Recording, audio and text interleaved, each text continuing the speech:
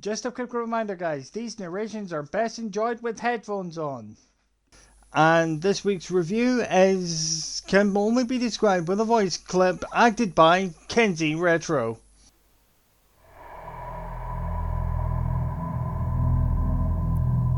Well, what about Shepard? Earthborn, but no record of his family. Doesn't have one. He was raised on the streets, learned to look out for himself. He saw his whole unit die on a cruise. He could have some serious emotional scars. Every soldier has scars. Shepard's a survivor.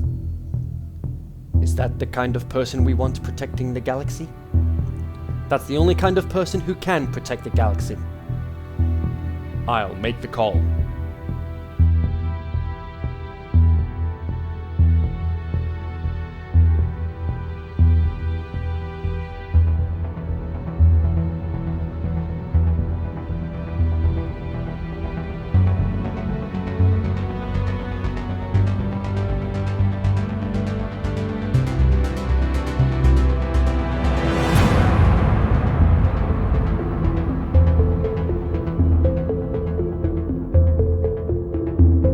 Right, first things first, this game is not eligible to win any awards this year, as it won the Full Goal Award in the 2015 Disabled Gaming Reviews, otherwise known as the Bloggies.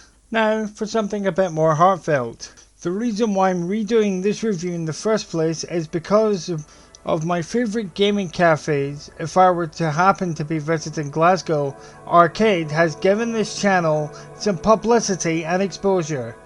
Don't worry guys, it's meant in a good way though. Now, allow me to say a few things. Everybody knows that the best way to review a game from yesteryear is to test the game on its actual, authentic hardware. Most of these reviews were indeed posted in megabytes before it closed.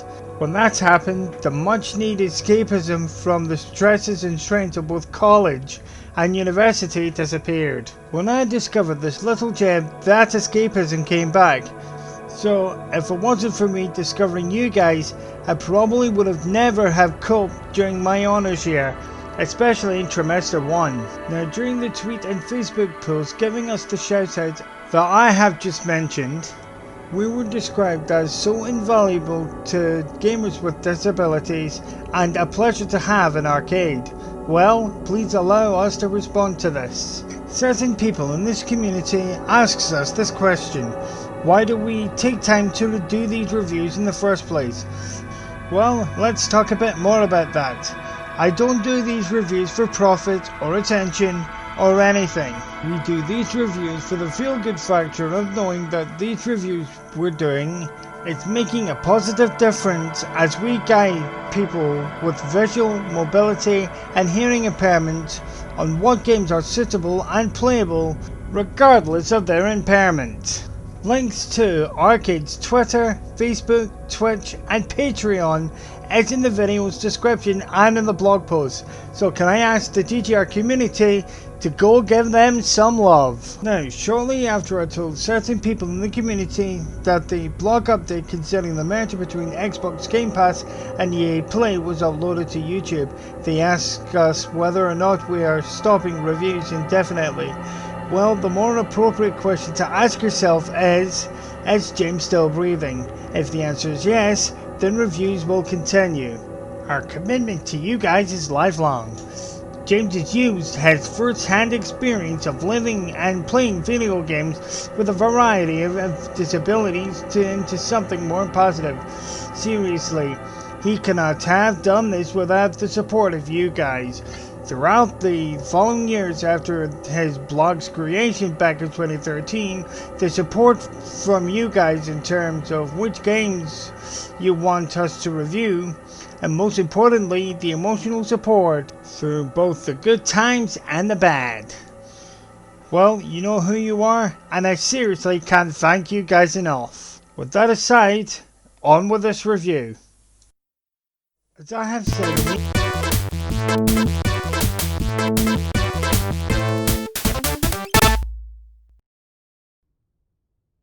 have said, in the introduction of this review, the Mass Effect series is the most influential series of the Western RPG subgenre.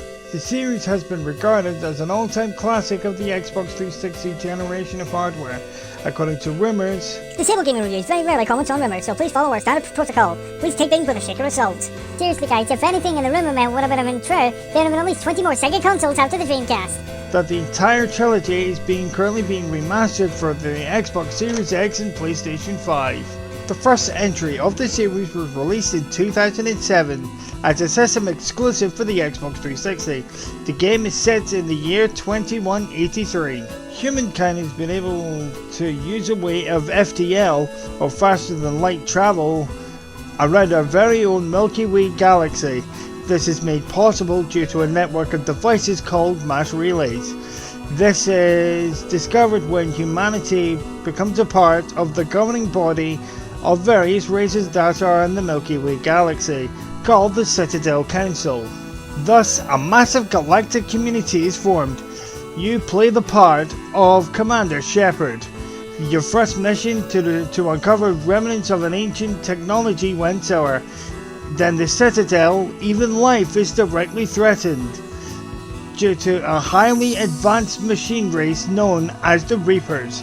It is up to you to track down a rogue agent who is colluding with the Reapers and protect life as we know it. The accessibility scores are as follows. Visibility given 9.5. In combat, your shield bars are in light blue. This bar goes blank as your character takes more and more damage during a firefight. Health bars are also in red. This bar shrinks as your character takes more and more damage. This contrast does not present any major issues for a colorblind player, but a high contrast color scheme would make this game more accessible for a visually impaired player. Also, in conversation choices, by the way guys, more on that in a minute, the responses that has the exact same color contrast. Light blue for Paragon and dark red for Renegade. As you can tell, this area of the game could be made more accessible for a colorblind person with rechangeable colorblind modes. Next on the agenda, audibility, give it 10. There are in-game subtitles which are available via the options menu, so a player with a hearing impairment can play this game very easily. Mobility gave it 7. This is where the major criticism of this game lies. In the console version, there is no legacy stick layout available. Now Knights of the Old Republic has a perfectly working system that is accessible for mobility impaired players. Seriously BioWare, why fix what ain't broke? The PC version on the other hand is more accessible to a mobility impaired player. The controls can be completely customized via the game options menu, so you'll be able to tailor the game's control schemes to suit your impairments. In that retrospect, it's best to go for the PC version. At least you'll be able to play this game. For a more detailed breakdown of the scores, the console version got an abysmally low 2 out of 5, and the PC version got 5 out of 5. Last and certainly not least, gameplay, I gave a sky high 11. This game has a lot of replay value.